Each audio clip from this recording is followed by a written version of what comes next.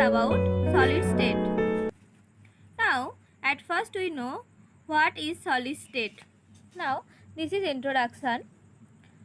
A substance is said to be solid if it satisfies the following condition. Now, they have definite mass and volume and shape. If a substance have definite mass, volume and shape, then we call it solid. Intermolecular distances are short. Intermolecular forces are strong.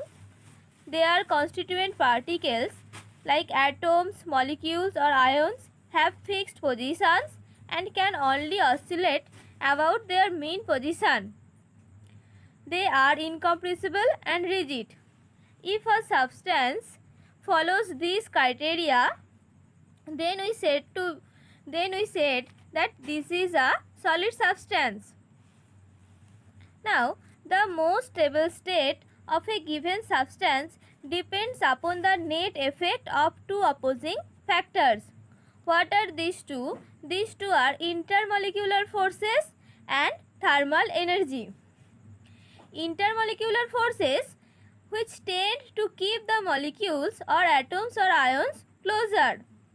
And what works as thermal energy? The thermal energy which tends to keep them apart by making them move faster.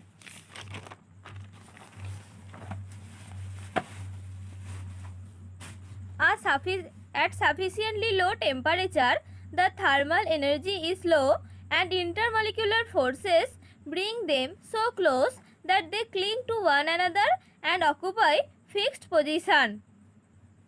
Now, next, solids can be classified into two categories. What are these two? These two are crystalline solid and amorphous solid. Now, here is the definition of crystalline solid.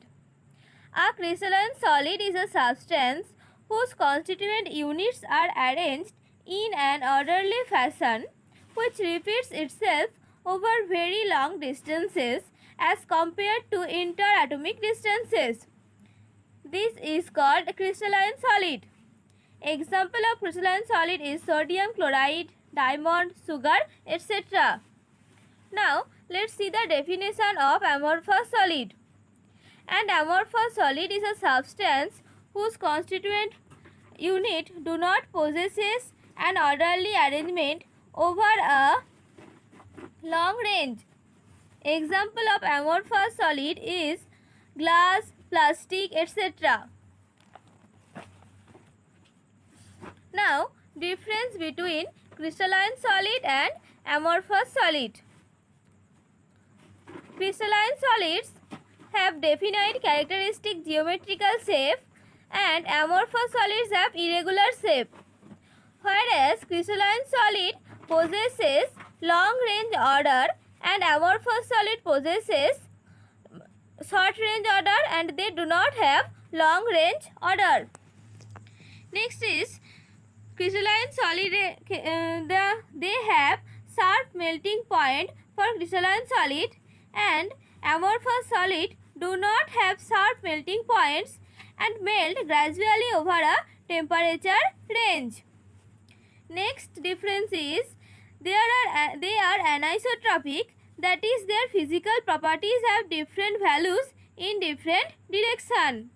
Who are they? They are crystalline solid. That means crystalline solids are anisotropic and here amorphous solids are isotropic, that is their physical properties are identical in all direction. Next is crystalline solids are rigid and their shape is not distorted by mild distorting forces, and amorphous solids are not very rigid and can be distorted by mild distorting forces.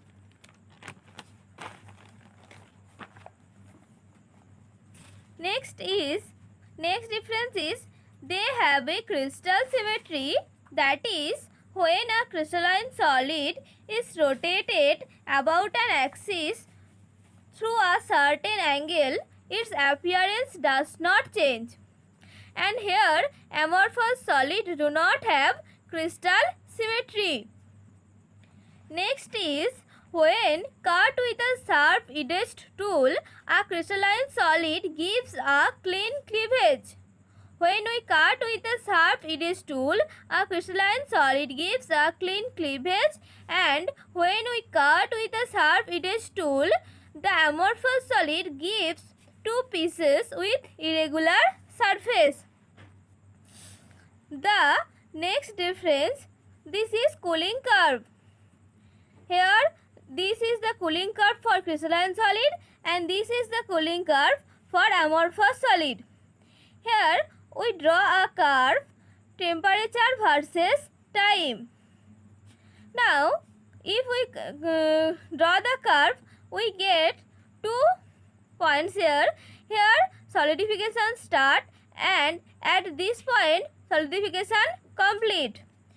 We get this curve for crystalline solid and for amorphous solid we get a smooth curve. These all are the difference of crystalline solid and amorphous solid. Next we see some important terms. At first, crystalline state. When a liquid or solution of a substance is cooled sufficiently slowly, the atoms arrange themselves in such a manner that gives rise to an orderly arrangement and a crystal is said to be formed. This is crystalline state. Next is crystal. A crystal is a three-dimensional solid body bounded by some planes which are arranged in a definite geometrical pattern. This is called crystal. Next, we know about crystallography. What is crystallography? The branch of science which deals with the study of structure, geometry and properties of crystals and crystalline substances is known as crystallography. Next important terms is crystal faces. What is crystal faces? The crystal faces of a substance bound by plane surface are called faces. Next is edges. The point of intersection of two adjacent faces is called